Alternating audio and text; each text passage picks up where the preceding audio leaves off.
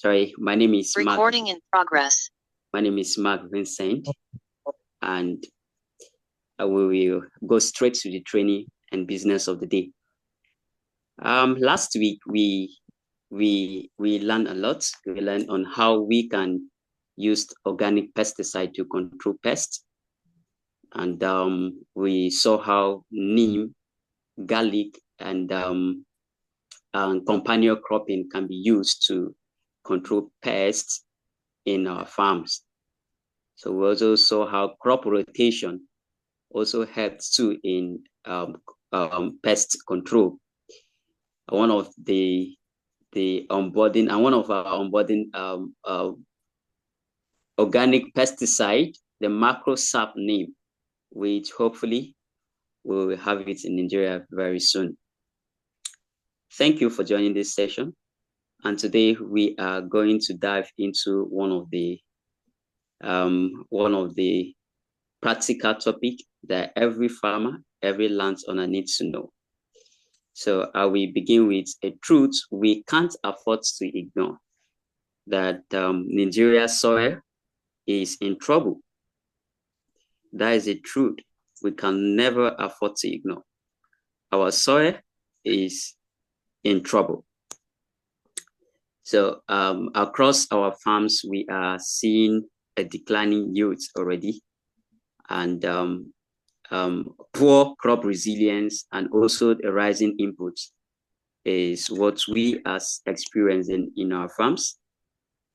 This training is about more than identifying the problem. It is about restoring our soil vitality. And we are going to learn how we can restore our soil together. We are starting by understanding what is happening on the ground. What is happening on the ground and how we can fix it. And we will walk through soil testing. How can we test our soil? DIY, do it yourself. How can we be smarter than other farmers? How can we not just throw our seed on the soil and just hope work? Or we go into prayer and fasting. No, I'm not against fasting and prayers too, but there are precision and strategy we need to follow. So we will also explore a powerful regenerative solution called our KWSP. So soil is not just data. It is the foundation of our food system. So a healthy soil holds water. Those are symptoms of a healthy soil. When your soil is healthy, it holds water. It stores carbon, and it supports microbial life that keeps soil thriving. When your soil is healthy, you know that there are microorganisms that are there, organisms that are there that show you that, yes, this soil is very, very healthy. So when a soil breaks down, that is why soil is very important. When a soil breaks down, so does everything built on it. It means that if our soil is degraded, it also affects our food security. It affects farmers' income. Yes, because that is the sole reason for farming. So if the soil is degraded, it affects this farmer's income. And also it affects our ecosystem resilience, which is one of the key things AgroGreen Farmers Cooperative of Nigeria is facing. Our ecosystem is affected through conventional farming, which we need to address. So poor soil leads to erosion. Those are the effects of poor soil. If our soil is poor, it leads to erosion, it leads to nutrient loss and weak yield. We are having a conversation with in a general group chat in WhatsApp that on how I was telling Mr. Imam on how we experienced rain throughout yesterday, being Saturday in Nasarawa State, yeah, and he was saying how drip irrigation there at Akwa Ibom can give out higher yield than an hectare of land under uncontrolled irrigation. And that is true. That is true. A well-healthy soil will yield higher, and degraded soil even if it's 10,000 hectares. An acre of land, a healthy land, can yield higher than 10,000 hectares. This is not unhackable. It has been researched and confirmed. And I've also witnessed practically on the effects of degraded soil. So before we can fix soil, we need to understand it. Soil testing is our diagnostic tool. It tells us what nutrients are missing, whether the pH is off, and how much organic matter remains. But testing is only good as sampling. That is why we follow a strict protocol. We'll use clean tools, proper depth, zigzag sampling, and certified lab analysis to ensure that data is accurate and actionable. That is, if you want to follow a practical lab analysis. But today, the main emphasis will be on how we can test our soil ourselves using the tools we have in our houses, using the tools we have in the shops around that is affordable, that we can actually afford them. So once we have the test result, we can match the right amendment. Now I'm talking in respect to our lab site, lab testing. So for example, low nitrogen.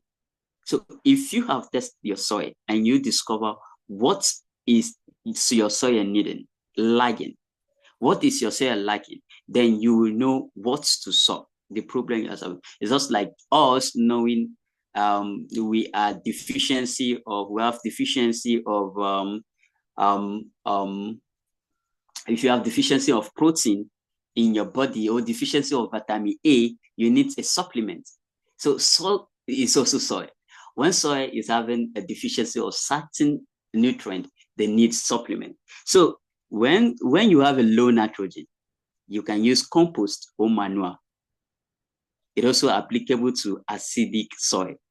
So when you have acidic soil now, you can use lime or wood ashes in your farm.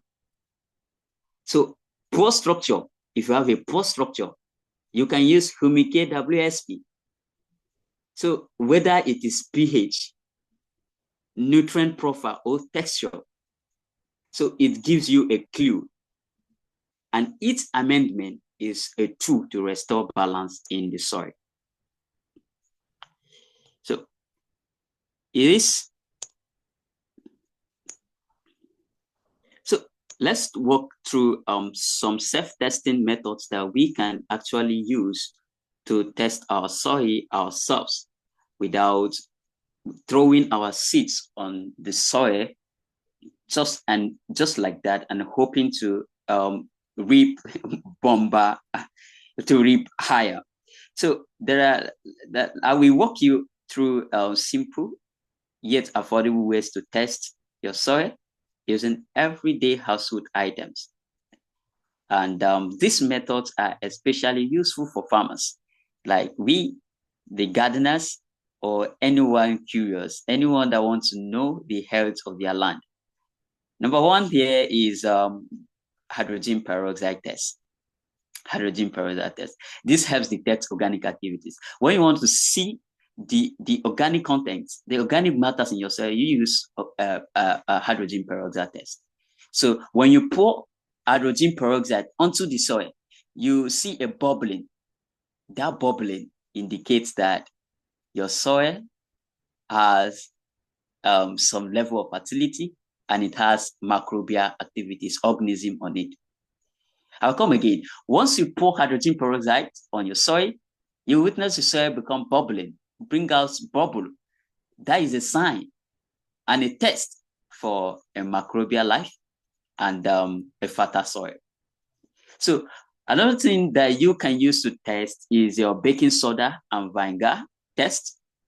It is a classic pH test. So this one you're going to test your pH of the soil. You know, every crop has a pH requirement, but most our farmers don't know. We also any crop can be planted on any soil, be like that. So when you are using baking soda or Van to test your soil, you know that Van reacts with alkaline soil. Any soil that is alkaline, Van reacts with it. So why baking soda react with acidic soil? So once you get your soil, you pour some Vanguard on it, and you discover a reaction, a fizzy reaction bubbling on it. It shows that yes, this soil is alkaline soil. And once you have your soil, and you apply your baking soda on the soil, it shows you that this soil is an alkaline soil. The thing is, now what if your soil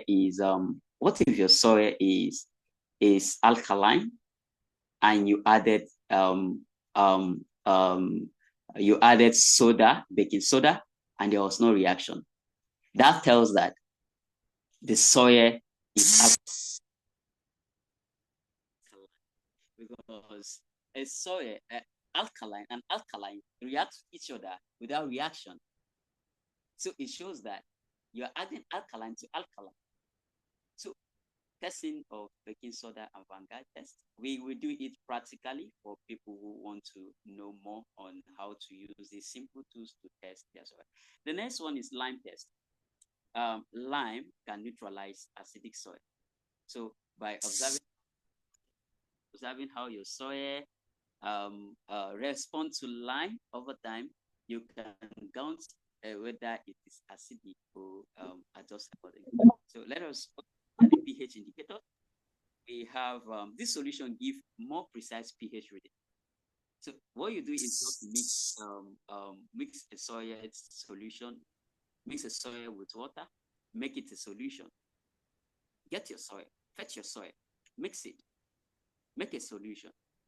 Then you dip the strip, pH strip now, pH indicator now, dip it inside. Then you can compare the color change to the chart. Then you will know. We should have the understanding of pH. Your pH from 1 to 7 is from 1 to approximately 6 is acidic. 7, which is neutral, and 7 and above is an alkaline. So if you have your pH read 4, 3, 4, 5 or acidic, that shows your soil is acidic. When you have a pH read from 7, from let's say 7.5, 8, 9, 10, 11, 12, and above to 14, which is strongly alkaline, it shows that your soil is alkaline. And most importantly, this is what we should know, that ideal soil pH for most crops is between 6.0 and 7.5. An ideal soil pH for most crops is between 6.0 and 7.5. So that is why you can actually have some soil and grow some certain crops and it will not grow. That is because the soil might be too acidic, strongly acidic, or the soil may be too much, may have too much alkalines. So this knowledge is very key for us to test our soil and also balance them with the right things needed. So one important human KWSP, the most important one. Human K has not just been theorized. It is not a theory. It has been human K has been tested in the field. Trial has been done in Oyo, Kaduna, Abuja, and Kano, and it shows remarkable results. Human K give 40% yield increase, a deeper root system, and visibly healthy soil. It regenerates soil, just like bring back dead soil to life. Whether it is in the cassava farm, whether maize, tomatoes, or peppers, the feedback was consistent, and the soil feels alive again. That is the power of regenerative input. And humic, organic fertilizer, unlike synthetic fertilizer that degraded the soil. The Food and Agricultural Organization revealed something while I was taking a course on agroecology for Africa, that about 50% of nitrogen chemical synthetic fertilizer applied to our crops 50% goes down the soil. It means only few percent, more than 50% goes down the soil, and few percent is absorbed by the plant.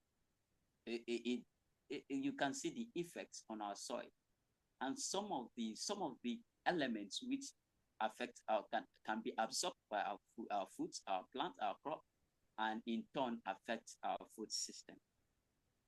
So organic fertilizers like humic WSP will regenerate your soil and make it a very good soil for planting. In conclusion, to wrap it up, soil testing gives us a diagnosis. When you test your soil, you know what is wrong. So natural amendment restore balance. So you can use compost. You can use your home waste that you gather to balance your soil, to fit your soil. Soil need food, just like the way we eat food. Soil need food. It needs to be well fed. So you can also use humic WSP, which act as regenerative catalyst. So together, these steps from a roadmap form a resilient agriculture. Healthy soil is not just a goal, it is necessity, because that is where our food comes in. That is where everything. We should know that all food depend on food. That is my job. Like, it doesn't matter if you are in engineering, if you are in law, you have to eat. Our medicine, agricultural medicine, if you are in medicine and surgery, you need to eat. Your patient needs to eat. That is why our medicine is the most medicine ever. Food is the most medicine. So, and soil is the base. So it is necessity. Soil amendment is necessity. And with the right tools, we can help Nigeria soil strike again. Thank you so much for having me. Thank you. Feel free to ask a question. With this, we have come to the end of a practical session on soil testing and amendment. Thank you for having me. Yeah, thank you very much, Mr. Mark. Though your mic, I don't know if you switch your mic from the previous one you used in starting. I believe everybody could hear him well. Do you have a question? Do you have a question for clarity? Yes, good evening. Yes, you're welcome, sir. Please introduce yourself, your location, and ask your question. I'm Mr. Williams from Ondo State. You're welcome. So have you tested on cash crops like cocoa, oranges, and other cash crops? Because when our lecturer is talking now, he only mentioned all these arable crops that they have been tested on it. So Okay. I want the clarification whether it has been tested on cash crops to know its effectiveness. Okay. Yes. Humic came into West Africa as early as 2022, and it came mainly for cocoa. The Ghana Cocoa Board identified it and brought it into West Africa. And since then, it has been within the Ghana Cocoa Board ecosystem, one of the products that the government of Ghana supplies to their cocoa farmers as subsidized farm input. Then other crops, the University of Ghana now took it to arable crops and proved its efficiency and wrote out a report, which was published publicly. If you can search for University of Ghana research on humic. So initially it came because of the perennial crops. The perennial crops dosage is just 3 times a year. As the arable crops are twice, first application 2 weeks after germination or 2 weeks after transplanting if you were planting directly or you were transplanting from the nursery. The perennial crops are 1 month after transplanting, then second application, 1 month after the first application, third application, 1 month after the second application. So perennial crops are 3 times a year. So if you have a perennial crop, all you do is to make that crop have access to humicate 3 times in a year at 1 month intervals.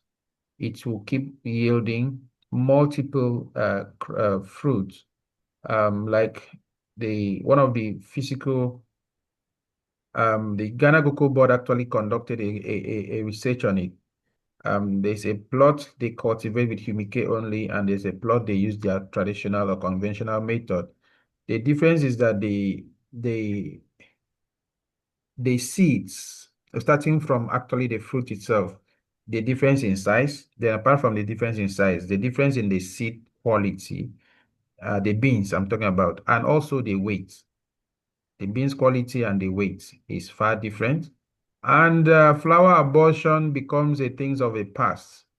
Once humic acid and fulvic acid meet there, flower abortion becomes a thing of a past. So the fruit will bear fruit as far as it had flowered. They don't fall off. That is the abortion of flowers. So to answer your question, yes, it's been used both on a grapevine. I think the grapevine, the wine producing countries were the ones actually using it most before it even came into Africa. So the answer to your question is yes. Another question. What is the name of your YouTube channel? AgroGreen Nigeria. Can I get PowerPoint? I think we always have PowerPoint immediately after this, and we also have the YouTube, the recording uploaded on YouTube. I'm still looking at the questions on the chat. Any other person can unmute and ask question. Moderator, what's the time left? Anybody can assist with the time left. Okay, so I'm waiting for questions. Thank you, Mr. Mark. That's our director, National Director Training and Research. He's doing a great work. Questions? Last week we did okay. Last week we did pest control, organic pest control. So as a tip for those that are here at today's session, if you notice any pest attacking your crop, be it flies, whatever it is, the closest thing to you, I'm saying this because some parts of Nigeria don't have access to neem tree. For the people very close to areas that has neem, you have a goat. But immediately you notice those insects crowding and chopping your leaves, don't worry. Just enter your kitchen. Take just one clove, one clove of cloves of ginger, just single one, like the whole bulb. Remove just one clove and add one aloe vera, just cut one aloe vera. Yeah, remove the gel from it, or you can just crush the whole thing. Then 4 pieces, just 4 pieces of pepper, 4 pieces of either habanero, pepper, or how do you call the other one? Um, chili, pepper, 4 pieces of it, and 1 liter of water. That's the dosage for 1 liter of water. Paste it or grind it, soak it in the 1 liter of water, allow it at least 12 hours at least. If you do it this evening, tomorrow morning, sift it from there and spray it on that crop. That's all. And check. Even if you have a big caterpillar, taste it on it, they will just fall off and die immediately. So that's just as an addition, as a tip for those that joined last session. For those that don't have access to neem commonly, as some other people has advantage to it. Neem also could be used during soil preparation to handle the pathogens. Pathogens are mostly the reason you see farmers busy on how do we call it? On pruning area. One of the reasons we have mulching films is that it doesn't allow rain to pour on sand and the sand jumps up to the leaves. Pruning to avoid pathogens. So that is the few tips I can add to that. Moderator, I think I'm done. No more question. We have only 10 minutes left. Please, Mr. Mark, who was moderating the meeting? Hello, sir. Yes, sir. How soon will the practical session come up? We actually need to have a good number of participants per state or per region so that we can arrange a center. For instance, it wouldn't be nice for everybody in Nigeria to meet at one location. So we're looking at having a minimum of 5 or 10 because of the costs, maybe 10 per region. So if we can arrange as a group of farmers that can take care of the cost of the facilitator coming there and the materials to be bought. For instance, for this one, we need for this soil testing, we need a test tube or a beaker, those lab bottles. We need to buy peroxide. We need to buy baking soda and just few things. For the other session, which one was that? Pest control. Yeah, we need to pick up these few things we are mentioning: the neem leaf, the soap neem or seed and neem seed. We need them. Those ones that we can handpick, we need to handpick them at different centers. Then for the sack bag farming or the container farming, it's easier to just pick maybe any sack bag, empty sack bag, arrange them. So the person that is hosting will make sure these items are all available. The people they gather and we send a facilitator there and the practicals will be done. So I think it's not mainly on us now. If you can host within your states, we are there with you. If you can host within your geopolitical zone, like the Northeast, I think the Northeast came as a group, so they can easily host. And thank God in one day we can complete all those practicals. It's a 12-week program, so each session will have a practical on its own.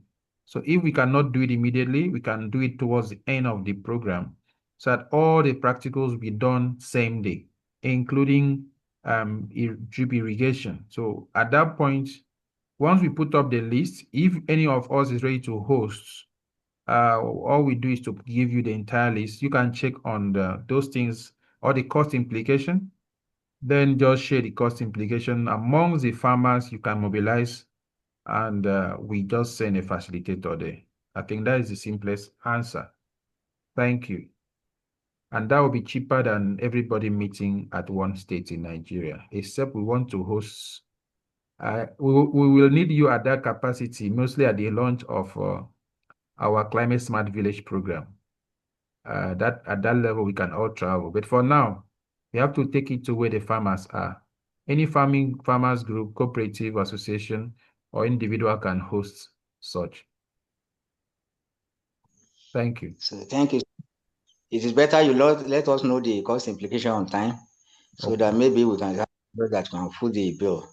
Okay. The training director would work on that to send out the mail on that. So whoever is interested in hosting should be able to talk to Peace and Ayo. Their contact is there on the chat room, so that we can proceed from there. Any other question? Okay, thank you. I'm done. Mr. Sunny might have his hand up. Can we? Hello? Hello, sir. Yeah, continue. Okay, can I go ahead, sir? Yes, sorry, I did not notice your hand. Okay, sir. I don't know. There is, sir. It's today that I came across one documentation on in the social media in which I have watched it and I have go through it. Okay. It's regarding the effects of GMO. Okay. The documentation says that any GMO plant or crop that has been cultivated on a particular land, that land cannot be cultivatable for any other seed or crop than the GMO again. I don't know whether the director training and research may have an idea or may have come across such a situation. So I don't know how true this documentation is. If you have the knowledge of such, if you don't have the knowledge of such, it's good for us to maybe carry out a practical using that kind of GMO seed to test whether it's true or not, so that the information can be circulated to farmers. Thank you. This is the little contribution I will make. Thank you, sir. Thank you very much. On GMO, AgroGreen is totally anti-GMO. We have our stand. We are not for GMO. And for those that had mistakenly planted GMO seeds on their soil, we need to fight back what is there, because we call it genetic modified organisms, but from research, it has been transgenetic, not actually genetic as it's supposed to be. Transgenetic and inbuilt pesticides and co. Whatever killed those flies, whatever killed the bee, whatever killed the grass is also against human. So that even when we are doing regenerative pest control, anything that has to do with salt on the soil, we don't use it, because salt will kill the microbes too. You see, we don't attach any mixture that has salt on it, though we can you might see it easily. So it is true about GMO, the market dominance, and so on. The fact about it is not truly out yet. So we will be one of the last adopters of GMO, if we will, but not now. So let others keep trying. But I know with Humike, at the pre-preparation of your soil, it can restore your soil, whatever condition it was. It will be able to fight back and get the soil back to order. So that's the answer I have for that for now. If we have more update on it, you share, we can always discuss it. Thank you. I think we have 2 minutes to go. Any other question, contribution? All right, looking at whether the lands can be used for another plantation or GMO plantation. And I think we'll go on deep research on that. Let us not just assume, but we should know that GMO versus seed, you should know that we are going to purchase it. Farmers who save seed from GMO crops may face restriction or limitation. So you will be needing to, you have to buy seed. We the seed company will have that intellectual property right. Seed companies they may hold patent on their GMO seed, so it will limit farmers the ability to save or reuse their seed. Reproduce, yeah. Yes, reproduce the seed. So those are the some of the effects of GMO. Some GMO seeds are hybrids, which means they won't produce offspring. They will not produce with the same desirable trait. They make it unnecessary for us to purchase another new seed. Imagine farmers are there, our local farmers save their seeds and plant again. Yeah.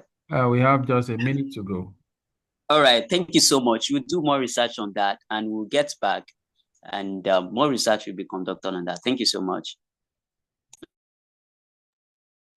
Okay, so if you have more questions, drop it on the WhatsApp group.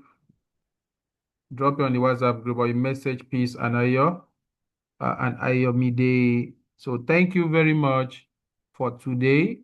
Just remember to be here next Sunday, same link. I will just spend just 40 minutes together, brainstorm, share idea, give value. So thank you very much. See you on Sunday.